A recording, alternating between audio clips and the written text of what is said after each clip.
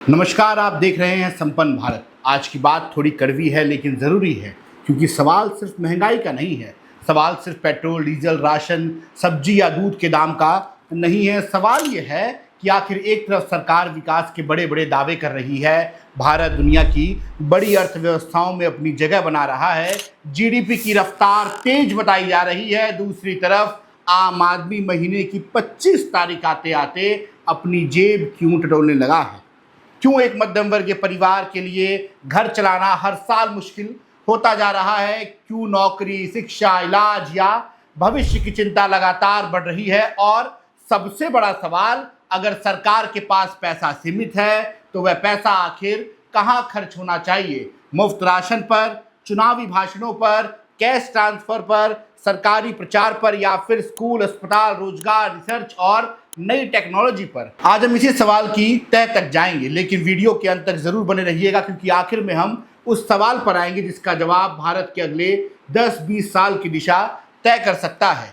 सबसे पहले बात करते हैं महंगाई की। जुलाई 2026 के आधिकारिक आंकड़ों के मुताबिक भारत की खुदरा महंगाई की दर 4.45% थी, जबकि खाने पीने की चीजों की महंगाई यानी फूड इन्फ्लेशन 5.52% रही। अब सरकार के आंकड़े अपनी जगह हैं, लेकिन आम आदमी की जिंदगी में महंगाई का मतलब क्या है। इसका मतलब है कि अगर पिछले साल किसी परिवार का महीने का राशन 8,000 रुपये में आता था, तो अब वही राशन 9 या 10,000 रुपये में आ रहा है। तो परिवार की आय भले ही थोड़ी बढ़ गई हो, उसकी वास्तविक बचत कम हो सकती है। यही वजह है कि जीडीपी की ग्रोथ और आम आदमी की आर्थिक स्थिति को एक ही चीज मानना खतरनाक है। देश की अर्थव्यवस्था बढ़ सकती है, लेकिन उस विकास का फायदा हर परिवार तक एक जैसी गति से पहुंचे, ये जरूरी नहीं है। अब जरा रुपए की बात करते हैं। 24 अगस्त 2026 को रुपया करीब 95.67 रुपए प्रति डॉलर के आसपास कारोबार कर रहा था। यहाँ एक सवाल उठता है कि डॉलर महंगा होने से आम आदमी को क्या फर्क पड़ता है। बहुत फर्क पड़ता है। भारत अपनी जरूरत का काफी कच्चा तेल आयात करता है और अंतर्राष्ट्रीय बाजार में तेल की कीमत डॉलर में तय होती है। जब रुपया कमजोर होता है तो उसी मात्रा के डॉलर खरीदने के लिए ज़्यादा रुपए खर्च करने पड़ते हैं। इसका असर पेट्रोल, डीजल से लेकर ट्रांसपोर्ट और लॉजिस्टिक तक पहुंच सकता है, और कई आयातित सामान और मशीनरी भी महंगी हो सकती है। लेकिन यहाँ ईमानदारी से ये भी समझना जरूरी है कि रुपए की कमजोरी के लिए सिर्फ सरकार को जिम्मेदार ठहराना सही नहीं होगा। अमेरिका की ब्याज दरें, कच्चे तेल की कीमत, वैश्विक निवेश युद्ध, व्यापार घाटा और दुनिया की आर्थिक परिस्थितियां भी रुपए को प्रभावित करती हैं। लेकिन लगातार कमजोर मुद्रा निश्चित तौर पर एक आर्थिक चुनौती है। अब आते हैं भारत के कर्ज पर। आईएमएफ के आंकड़ों के मुताबिक भारत का जनरल गवर्नमेंट ग्रॉस डेब्ट 2026 में जीडीपी के लगभग 83% के आसपास। इसका मतलब ये नहीं है कि भारत दिवालिया होने वाला है, बिल्कुल नहीं। भारत दुनिया की बड़ी अर्थव्यवस्थाओं में है, उसके पास विशाल घरेलू बाजार है, और अगस्त 2026 में भारत का विदेशी मुद्रा भंडार करीब 716.9 अरब डॉलर तक पहुंच गया था। इसलिए असली सवाल ये नहीं है कि भारत पर कर्ज है या नहीं। असली सवाल ये है कि उस कर्ज का इस्तेमाल कहाँ हो रहा है। अगर कर्ज लेकर ऐसी सड़कें बनती हैं जिसके उद्योग आते हैं, रोजगार पैदा होता है, माल की ढुलाई सस्ती होती है, तो वह निवेश भविष्य में अर्थव्यवस्था को मजबूत कर सकता है। लेकिन अगर सरकार लगातार ऐसा खर्च बढ़ाती जाए जिससे भविष्य की प्रोडक्टिव कैपेसिटी नहीं बढ़ती, तो आने वाली पीढ़ियां पर वित्तीय बोझ बढ़ सकता है। इसलिए हमें कर्ज की सिर्फ रकम नहीं देखनी चाहिए, हमें यह भी देखना चाहिए कि उस कर्ज से देश की भविष्य में क्या मिल रहा है। और अब आते हैं उस मुद्दे पर जिस पर आजकल राजनीतिक मुद्दा सबसे ज्यादा है, मुफ्त की रेवड़ियां। लेकिन यहां भी बात बिल्कुल साफ होनी चाहिए। हर वेलफेयर स्कीम को रेवड़ी कहना गलत है। गरीब को भोजन देना, बच्चों को शिक्षा देना, जरूरतमंद को इलाज देना, बुजुर्गों की मदद करना और कमजोर वर्गों को सामाजिक सुरक्षा किसी भी कल्याणकारी राज्य की जिम्मेदारी हो सकती है। समस्या तब नहीं शुरू होती जब वेलफेयर और चुनावी फ्रीबीज के बीच की सीमा खत्म होने लगे। जब चुनाव आने से पहले मुफ्त बिजली, कैश ट्रांसफर, महिलाओं के खाते में पैसे, मुफ्त यात्रा, मुफ्त सामान और दूसरी घोषणाओं की होड़ होने लग जाए, और जनता से साफ ना कहा जाए कि इन योजनाओं को लंबे समय में खर्च कितना होगा और पैसा आएगा कहां से। स्टेट फाइनेंशियल रिपोर्ट के मुताबिक 2025-26 में 12 राज्यों में महिलाओं के लिए largely unconditional cash transfer schemes लागू हुई। इन योजनाओं पर राज्यों का अनुमानित संयुक्त खर्च करीब 1.68 लाख करोड़ रुपए था। ये रकम छोटी नहीं है, लेकिन यहाँ फिर वही सवाल, क्या गरीब परिवार को तत्काल आर्थिक सहायता नहीं मिलनी चाहिए? बिल्कुल मिलनी चाहिए, लेकिन क्या सरकार को इसके साथ साथ ये नहीं सोचना चाहिए कि ऐसा रोजगार, ऐसी कौशल और ऐसी आर्थिक व्यवस्था जैसे बनाई जाए जिससे कुछ साल बाद वही परिवार किसी सरकारी कैश ट्रांसफर का मोहताज न रहे। इसी तरह मुफ्त राशन की बात कीजिए। भारत देश में करोड़ों लोगों को खाद्य सुरक्षा देने की एक बड़ी सामाजिक जरूरत है, लेकिन इसकी फिस्कल कॉस्ट भी है। इकोनॉमिक सर्वे के मुताबिक फाइनेंशियल ईयर 19 से फाइनेंशियल ईयर 23 के बीच फूड सब्सिडी का बोझ जीडीपी पर करीब 0.5% से बढ़कर 1% तक पहुंच गया है। अब सवाल यह नहीं है कि गरीब को राशन क्यों दिया जा रहा है, सवाल यह है कि क्या हम केवल गरीब को राशन देते रहेंगे या उसे शिक्षा, कौशल और रोजगार भी देंगे जिसमें वह भविष्य में अपनी आय बढ़ा सके। क्योंकि किसी देश की गरीबी को हमेशा के लिए मुफ्त राशन से खत्म नहीं किया जा सकता। गरीबी तब खत्म होती है जब गरीब की कमाई बढ़ती है। लेकिन यहाँ एक और जरूरी बात, ये कहना कि सरकारी पूरा पैसा सिर्फ मुफ्त की योजना में उड़ा रही है तथ्यात्मक रूप से सही नहीं होगा। केंद्र सरकार के 2026 से 27 के बजट में कुल एक्सपेंडिचर करीब 53.47 लाख करोड़ रुपए है और कैपिटल एक्सपेंडिचर लगभग 12.22 लाख करोड़ रुपए रखा गया है। यानी सरकार इंफ्रास्ट्रक्चर और कैपिटल इन्वेस्टमेंट पर भी पैसा खर्च कर रही है। इसलिए असली बहस ये नहीं है कि सरकार विकास पर पैसा खर्च कर रही है या मुफ्त योजनाओं पर। असली बहस ये है कि दोनों के बीच संतुलन कितना सही और राज्य की वित्तीय स्थिति कितनी टिकाऊ है। अब बात करते हैं सरकारी प्रचार की। लोकतंत्र में सरकार को अपनी योजनाओं की जानकारी जनता तक पहुंचाने का पूरा अधिकार है, लेकिन सवाल यह है कि पब्लिक इंफॉर्मेशन और पॉलिटिकल पब्लिसिटी की सीमा कहाँ खत्म होती है। जनता के टैक्स के पैसे से अगर सरकार किसी योजना का प्रचार करती है तो जनता को जानने का अधिकार है कि कितना पैसा खर्च हुआ, किस माध्यम पर हुआ और उसका उद्देश्य क्या था। आखिर सरकार का पैसा किसी नेता की निजी संपत्ति नहीं है, वह जनता के टैक्स का पैसा है। इसलिए हर सरकार से सवाल होना चाहिए, अपने प्रचार पर कितना खर्च किया, शिक्षा पर कितना खर्च किया, स्वास्थ्य पर कितना खर्च किया, रोजगार पैदा करने के लिए कितना खर्च किया और रिसर्च तथा टेक्नोलॉजी के लिए कितना खर्च किया। अब एक और भ्रम दूर करते हैं। आम आदमी के लिए टैक्स का सवाल सिर्फ इनकम टैक्स तक सीमित नहीं है। जीएसटी, पेट्रोल डीजल से जुड़े टैक्स, अलग अलग सरकारी फीस और दूसरे चार्जेस भी हाउस होल्ड बजट को प्रभावित करते हैं। इसलिए असली सवाल ये होना चाहिए कि जनता से जितना पैसा लिया जा रहा है उसके बदले जनता को क्या मिल रहा है। अगर कोई व्यक्ति टैक्स देता है और बदले में उसे अच्छी सड़क, बेहतर अस्पताल, गुणवत्तापूर्वक सरकारी स्कूल, सुरक्षित शहर और रोजगार का बेहतर वातावरण मिलता है तो टैक्स का मतलब अलग है। लेकिन अगर टैक्स देने के बावजूद शिक्षा और स्वास्थ्य के लिए उसे अपनी जेब पे भारी खर्च करना पड़े तो उस पर सवाल उठना स्वाभाविक है। अब आइए उस जगह जहां भारत की भविष्य की असली कहानी लिखी जाएगी, स्कूल और शिक्षा। नीति आयोग की school education in India report में यूडीएसआई प्लस परख, एनएएस और एएसईआर जैसे अलग अलग डाटा सेट्स का इस्तेमाल करके देश की शिक्षा व्यवस्था का आकलन किया है। एएसईआर 2024 में 6 से 14 साल के बच्चों का स्कूल एनरोलमेंट करीब 98.1% था और कई लर्निंग इंडिकेटर्स में सुधार भी दिखाई दिया। यानी तस्वीर पूरी तरह निराशाजनक नहीं है। लेकिन असली सवाल एनरोलमेंट का नहीं है, लर्निंग का है। बच्चा स्कूल में पहुंच गया, ये अच्छी बात है, लेकिन क्या वह वास्तव में पढ़ना, लिखना, गणित करना और प्रॉब्लम सॉल्विंग सीख रहा है? अगर कोई बच्चा 5वीं कक्षा में पहुंच गया लेकिन दूसरी या तीसरी कक्षा स्तर का गणित नहीं कर पा रहा है तो सिर्फ ये कह देना कि हमारा एनरोलमेंट 98% है, समस्या का समाधान नहीं है। और अब इसी बात को एआई की दुनिया में जोड़कर देखिए। दुनिया में बच्चे artificial intelligence, robotics, coding, biotechnology और नई टेक्नोलॉजीज पर काम कर रहे हैं। दुनिया की बड़ी अर्थव्यवस्थाएं एआई इंफ्रास्ट्रक्चर और सेमीकंडक्टर इकोसिस्टम में अरबों डॉलर लगा रही है। भारत में भी एआई और टेक्नोलॉजी के क्षेत्र में बहुत अच्छा काम हो रहा है कागजों में, और हमारे पास दुनिया के बेहतरीन तकनीकी प्रतिभाओं में शामिल युवा हैं। लेकिन सवाल यह है कि क्या हमारी पूरी शिक्षा व्यवस्था उस भविष्य के लिए तैयार हो रही है? क्या हर बच्चे को critical thinking, coding, computational thinking और मॉडर्न टेक्नोलॉजी की बुनियादी समझ मिल रही है? क्योंकि आने वाले समय में सिर्फ डिग्री काफ़ी नहीं होगी, सवाल होगा आप बना क्या सकते हैं। और यहीं से हमारी राजनीति और समाज के सामने एक बहुत बड़ा सवाल खड़ा होता है। अगर हमारे युवा अपना समय रोजगार, शिक्षा, रिसर्च, टेक्नोलॉजी और एंटरप्रेन्योरशिप पर लगाने के बजाय हर दिन सोशल मीडिया पर हिंदू मुस्लिम विवाद में उलझ रहे हैं तो उसका नुकसान आखिर किसको होगा? धर्म किसी व्यक्ति की पहचान हो सकती है, उसकी आस्था हो सकती है। समस्या तब शुरू होती है जब धार्मिक और राजनीतिक विवाद हमारी आर्थिक और शैक्षणिक प्राथमिकताओं को पीछे छोड़ दे। अब बेरोजगार युवा के पास नौकरी का सवाल हो लेकिन उसकी पूरी ऊर्जा इस बात पर निकल जाए कि किसने क्या कहा, किसने कितनी मूर्ति उठाई, किसने किस यात्रा का विरोध किया और किस धर्म के खिलाफ किसने बयान दिया, तब हमें एक समाज के तौर पर रुक कर सोचना चाहिए, क्या हम अपने बच्चों को उस दुनिया के लिए तैयार कर रहे हैं जो आने वाली है? क्योंकि दुनिया रुक नहीं रही है।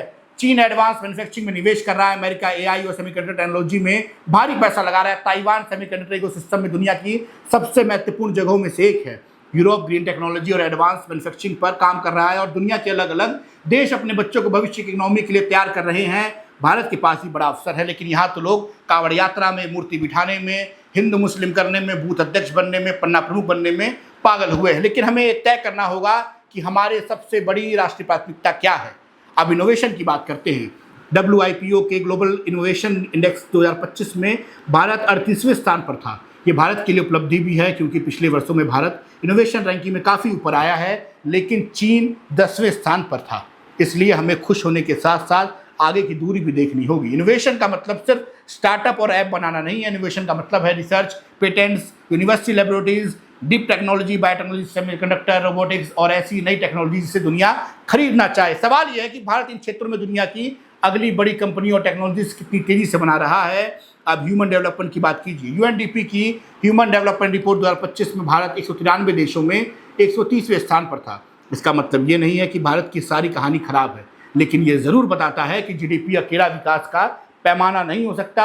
एक देश तब विकसित होता है जब उसका नागरिक स्वस्थ हो, शिक्षित हो, अच्छी आय कमाता हो, सुरक्षित हो और उसके बच्चों को उससे बेहतर अवसर मिले। इसलिए हमें GDP के साथ हेल्थ, एजुकेशन और स्टैंडर्ड ऑफ लिविंग को भी देखना होगा।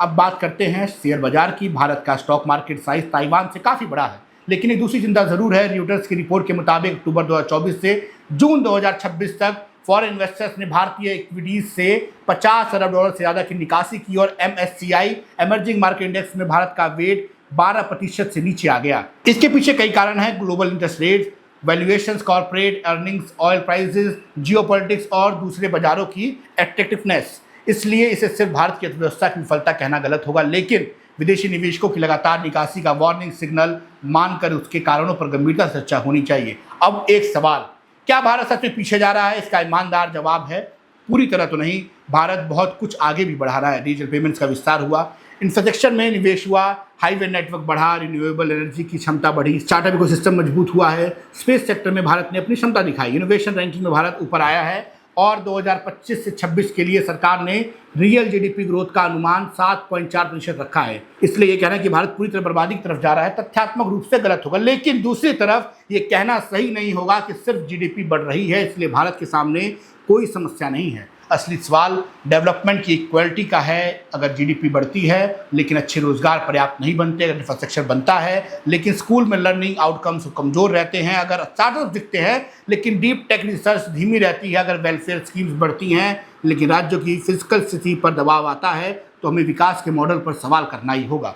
भारत को आज एक ऐसी राजनीति की ज़रूरत है जो जनता को सिर्फ ये ना बताए कि सरकार ने क्या मुफ्त दिया, बल्कि ये भी बताए कि अगले 10 साल में कितनी नौकरियां पैदा होंगी, कितने नए उद्योग आएंगे, एजुकेशन पर कितना खर्चा होगा, रिसर्च पर कितना खर्च होगा, AI और सेमीकंडक्टर में भारत की हिस्सेदारी कितनी होगी, किसानों की प्रोडक्टिविटी कितनी बढ़ेगी और प्रति व्यक्ति आय कितनी बढ़ेगी। क्योंकि एक गरीब परिवार को एक महीने के लिए 10,000 रुपये दे देना राहत हो सकती है, लेकिन अगर उसी परिवार के बच्चे को ऐसी शिक्षा मिल जाए जिससे वह भविष्य में 50,000 या 1 लाख रुपये महीने कमाता है, इसकी क्षमता हासिल कर ले, तो वह सिर्फ राहत नहीं है, वह परिवर्तन है। गरीब परिवार को मुफ्त राशन देना जरूरी हो सकता है, लेकिन उसी परिवार के बच्चे को अच्छी शिक्षा, स्किल और रोजगार देना उस राशन का जरूरत के भविष्य में काम कर सकता है। किसान को मुफ्त बिजली देना तत्काल राहत हो सकती है, लेकिन बेहतर इरिगेशन, स्टोरेज, टेक्नोलॉजी और मार्केट एक्सेस देना उसी आय की स्थायी में रूप में बढ़ सकता है। यही फर्क है वेलफेयर और एम्पावरमेंट में, और इसलिए शायद हमें रेवड़ी की पूरी बहस को नए तरीके से देखना चाहिए। गरीब को भोजन देना रेवड़ी नहीं है, बच्चे को अच्छी शिक्षा देना रेवड़ी नहीं है, सरकारी अस्पताल में इलाज देना रेवड़ी नहीं है, किसान को प्रोडक्टिव इंफ्रास्ट्रक्चर देना रेवड़ी नहीं है, युवा को स्किल देना रेवड़ी नहीं है। समस्या तब आती है जब सरकारी जनता को सिर्फ तत्काल लाभ देने की होड़ में लग जाए और लॉन्ग टर्म प्रोडक्टिव इन्वेस्टमेंट पीछे छूटने लगे। अब सवाल सिर्फ सरकार से नहीं है, सवाल विपक्ष से भी है। अगर विपक्ष सत्ता में आने का दावा करता है तो उससे भी पूछना जाना चाहिए कि मुफ्त की योजनाओं के लिए पैसा कहां से आएगा, कौन सी योजना जारी रखेगा, कौन सी योजना बदलेगा, रोजगार के लिए उसकी नीति क्या होगी, शिक्षा पर कितना खर्च करेगा, रिसर्च पर कितना खर्च करेगा, उद्योग कैसे आएंगे, और सबसे महत्वपूर्ण क्या उसके पास सिर्फ चुनाव जीतने की योजना है या देश बदलने की भी, क्योंकि लोकतंत्र में जनता को भी अपनी मांग बदलनी होगी। अगर हम केवल ये पूछेंगे चुनाव में कि किसने क्या दिया तो राजनीतिक दल भी उसी दिशा में जाएंगे, लेकिन अगर हम पूछेंगे कि मेरे बच्चे को अच्छी शिक्षा कब मिलेगी, नौकरी कब मिलेगी, अस्पताल कब सुधरेगा, शहर प्रदूषण कब कम होगा, किसानों की आय कब बढ़ेगी, AI में भारत कहाँ होगा, सेमीकंडक्टर में भारत कितना आगे जाएगा, रिसर्च पर GDP का कितना खर्च होगा, तब राजनीति के पास इन सवालों का जवाब देने के अलावा कोई रास्ता नहीं बचेगा।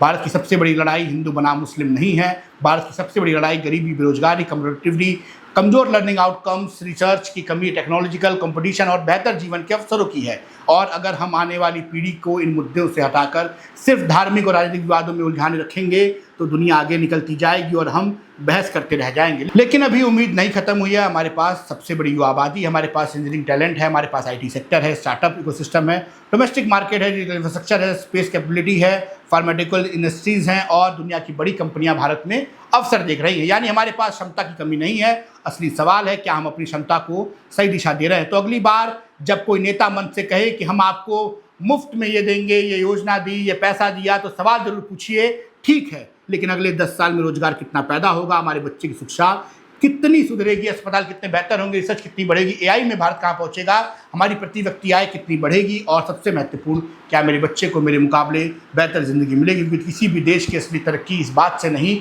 मापी जाती कि उसके शहर में कितनी बड़ी बड़ी इमारतें हैं। असली तरक्की इस बात से मापी जाती है कि उस देश के गाँव का बच्चा कितनी अच्छी शिक्षा पा रहा है, उसके युवा को कितने अवसर मिल रहे हैं, उसके परिवार को इलाज के लिए कर्ज लेना पड़ रहा है या नहीं, किसान की आय स्थिर है और एक आम आदमी अपने भविष्य को लेकर कितना सुरक्षित महसूस करता है। भारत पीछे नहीं गया है, लेकिन भारत के सामने एक बहुत बड़ा चुनाव जरूर है। एक रास्ता वह है जिसमें राजनीतिक तत्काल राहत चुनावी घोषणाओं और प्रचार के इर्द गिर्द घूमती रहती है। दूसरा रास्ता वह है जिसमें सरकार आज मुश्किल फैसले लेकर कल की मजबूत अर्थव्यवस्था बनाए। सवाल ये नहीं है कि सरकार कौन सी पार्टी की है, सवाल ये है कि सत्ता में बैठा व्यक्ति जनता के पैसे को किस तरह इस्तेमाल करता है। सवाल ये नहीं है कि मुफ्त योजनाएं किसने शुरू की, सवाल ये है कि वह योजना कितनी ज़रूरी है, कितनी समय तक चलेंगी और कितना पैसा से आएगा। सवाल ये नहीं है कि किस नेता ने कितने बड़े भाषण दिए, सवाल ये है कि उसके कार्यकाल में कितने बच्चे बेहतर पढ़ पाए, कितने युवाओं को अच्छी नौकरी मिली, कितने उद्योग आए और देश की प्रोडक्टिविटी कितनी बढ़ी। क्योंकि आखिरकार देश सिर्फ नारों से नहीं बनता, देश बनता है स्कूलों से, देश बनता है लेबोरेटरीज से, देश बनता है फैक्ट्रीज से, देश बनता है हॉस्पिटल से, देश बनता है रिसर्च से, देश बनता है रोजगार से और सबसे ज़्यादा देश बनता है उस युवा से जिसके हाथ में सिर्फ मोबाइल और राजनीतिक नारा नहीं बल्कि कोई स्किल, कोई आइडिया और कुछ नया बनने का सपना हो। तो सवाल आपसे है कि आप अपने बच्चों को भविष्य कैसा चाहते हैं। एक ऐसा भविष्य जहां हर दिन किसी नए विवाद में उलझे रहें या ऐसा भविष्य वह दुनिया की सबसे बड़ी टेक्नोलॉजी बनाए। फैसला सिर्फ सरकारों को नहीं करना है, फैसला हमें भी करना है। आपको ये खबर कैसी लगी जरूर कमेंट बॉक्स में बताएं। आप देख रहे थे संपन्न भारत, मैं आपके साथ कृष्णा तिवारी। धन्यवाद, जय हिंद।